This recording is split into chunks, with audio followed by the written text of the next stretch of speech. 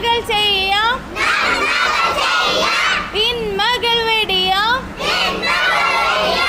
സ്വർഗം നേടാം, വിജയിച്ചിടാം. Kids spot ഇതുകൊണ്ട് ഉദ്ദേശിക്കുന്നത് എന്താണ്? ഇത് 5 വയസ്സ് മുതൽ 12 വയസ്സ് വരെയുള്ള കുട്ടികൾക്കുള്ള ആക്ടിവിറ്റിയാണ്. ഇവിടെ ഒരുപാട് ആക്ടിവിറ്റീസിൽ കുട്ടികൾ അടുത്താണല്ലോ ഇവിടെ സമ്മേളനം സ്പോട്ട് എന്നുള്ളത്. അപ്പൊ ഇതൊരു വിമാനത്താവളത്തിലേക്ക് ഫ്ലൈറ്റ് വിമാനത്താവളത്തിന്റെ ആ ഒരു ആംബിയൻസിലാണ് ആ ഒരു ഫീലാണ് കിട്ടുക. ഇതിപ്പോ വിമാനത്തിലേക്ക് നമ്മൾ കയറുകയാണ്. ഇവിടെ വന്നു കഴിഞ്ഞാൽ പാസ്പോർട്ട് ഇഷ്യൂ ചെയ്യും. ഇത് ഇതിന്റെ പാസ്പോർട്ട് ആണ്. ഇതോരോ കുട്ടികൾക്ക് ഇതിലെന്തോ മെസ്സേജുകളുണ്ടോ? ഇതില് ഗെയിമിലൊക്കെ അറ്റൻഡ് ചെയ്യുന്ന സമയത്ത് അവർക്ക് അവിടെ സീൽ ചെയ്ത് കൊടുക്കും. ഇമിഗ്രേഷനിലൊക്കെ ഉണ്ടാകുന്ന പോലെ സീൽ ചെയ്ത് കൊടുക്കും. ബാക്കി ഇതിന്റെ ഡീറ്റെയിൽസ് ഒക്കെ കൊടുത്തിട്ടുണ്ട്. അപ്പൊ അവർക്ക് ഇതൊരു സുവനീർ ആണ്. ശേഷം കുട്ടികൾ ഇവിടെ ലൈൻ വെക്കും. ചെക്ക് ഇൻ കൗണ്ടർ ആണ്.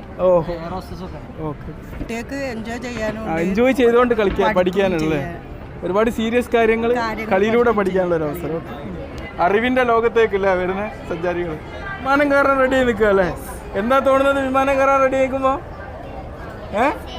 എന്താ തോന്നുന്നത്? കാത്തിരിക്കുക അല്ലേ വിമാനത്തിലെ എക്സ്പീരിയൻസിന് വേണ്ടി? അറിവിന്റെ വിമാനത്തിലേക്കല്ല നിങ്ങൾ കയറുന്നത്? ഓക്കെ. എന്താണ് എയർ ഹോസ്റ്റസ്മാർക്ക് പറയാനുള്ളത്? സഞ്ചാരികളുടെ ഇൻട്രസ്റ്റ് എങ്ങനെയാണ്? അറിവിന്റെ വിമാനത്തിൽ നമ്മൾ ഇറങ്ങുകയാണൊക്കെ. ഇത് റോബോട്ടല്ലേ? അവിടെ എന്ത് ചോദിച്ചാലും റോബോട്ട് ആൻസർ ചെയ്യും അല്ലേ? ഇവിടെ കുട്ടികൾക്കില്ലേ സൗരയൂഥത്തിന്റെ അത്ഭുതങ്ങളിലൂടെ പോകാനുള്ള ഒരു അവസരമാണ്. കുട്ടികൾക്ക് തേന ടേസ്റ്റ് ചെയ്യാൻ കൊടുക്കും. ഓറിയന്റേഷൻ കൊടുത്തതിന് ശേഷം തേനീച്ചെന്ന് എന്താ പഠിച്ചത്? വയറുവേദന മാറും. പിന്നെ എന്തൊക്കെ പഠിച്ചത്?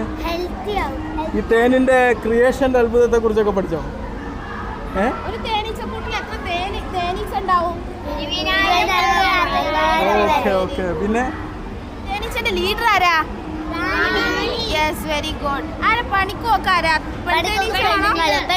പെൺതേനീച്ചാണല്ലേ? ആൺതേനീച്ചാളോ? നിങ്ങൾക്ക് തേനീച്ചന് ഇഷ്ടല്ലേ? എല്ലാവർക്കും തേനീച്ച ഇഷ്ടല്ലേ?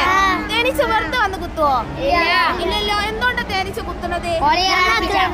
നമ്മള് ചടപ്പിച്ചാലാണല്ലേ? നമ്മള് ബുദ്ധിമുട്ടിച്ചാലേ തേന് കിട്ടില്ലേ? തേന് തിന്നപ്പോ എന്താ പറഞ്ഞത്? ബിസ്മി ചൊല്ലിയോ? ഏത് കൈ കൊണ്ടാ തിന്നത്? വലത്തെ കൈ ഉണ്ടല്ലേ?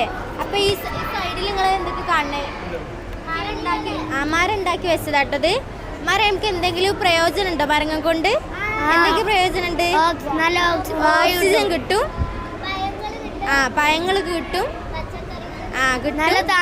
തണല് കിട്ടും. കിളികൾ എവിടെയാ കൂട്ടുകൂട്ടുന്നത്? എവിടെയാ? മരത്തിലാണല്ലേ? അപ്പൊ ഈ വീഡിയോ എന്താ അറിയോ? ഒരു വിത്ത് ചെടിയായി വരുന്ന ഒരു വീഡിയോ ആണ് കേട്ടോ. അപ്പൊ നമ്മളൊരു വിത്ത് കുഴിച്ചിട്ടാല് ചെടിയാക്കുന്നത് ആരാ? അള്ളാഹു ആണല്ലേ? അപ്പൊ അള്ളാഹുവിനോട് നമ്മൾ എന്ത് പറയണം? താങ്ക്സ് പറയണ്ടേ? എങ്ങനെ താങ്ക്സ് പറയാം? ജനിച്ച മുതല് നമ്മൾ വയസ്സാവുന്ന വരെയുള്ള മരിക്കുന്ന വരെയുള്ള ഓരോ സ്റ്റേജുകളാണിത്.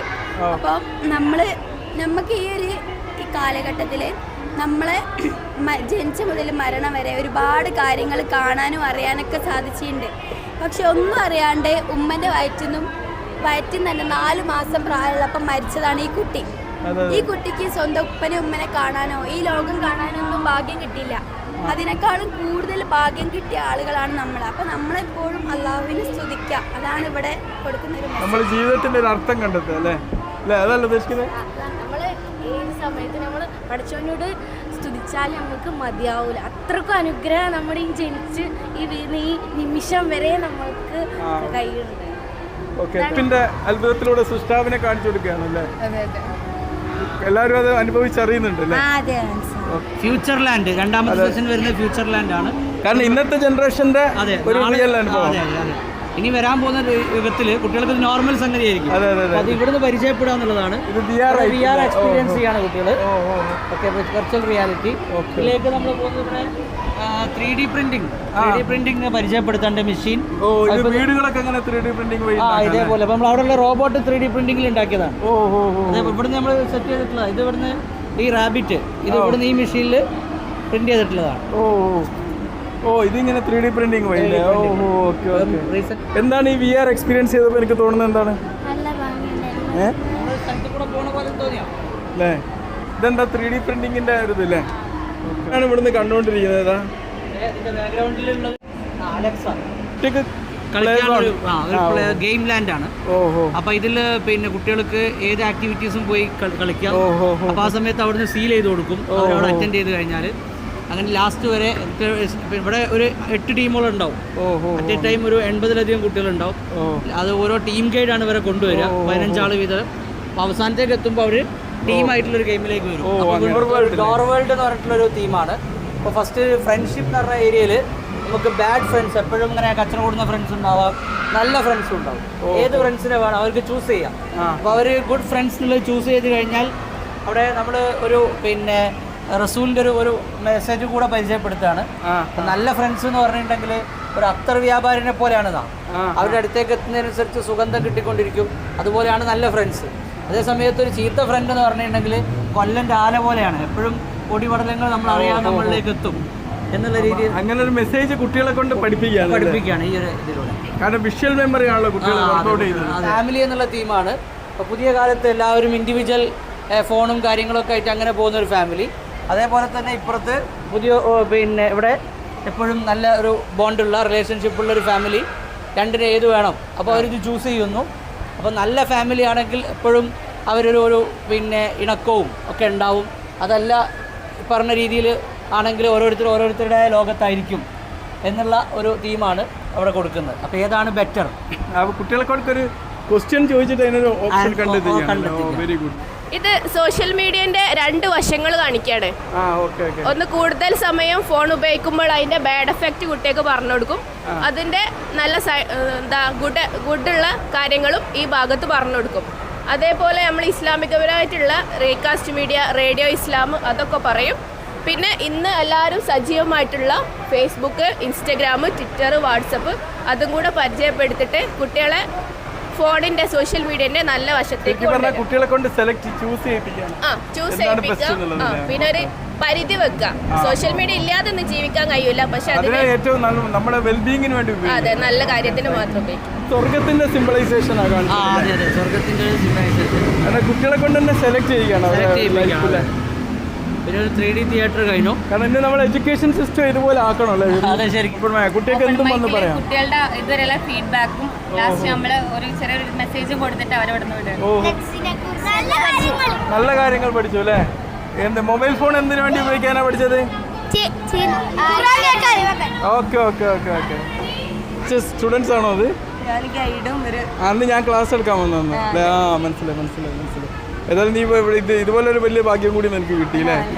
വായന ഇഷ്ടപ്പെടുന്ന കുട്ടികളായി മാറുന്നുണ്ട്. വായന ഒരു കൂടുതൽ മൊബൈലിലൊക്കെ ചെലവാക്കിയല്ലോ ഇപ്പൊ സമയം. കൂടുതൽ വായനന്റെ പ്രാധാന്യം അവർക്ക് മനസ്സിലാക്കി കൊടുക്കാൻ വേണ്ടിയിട്ട്.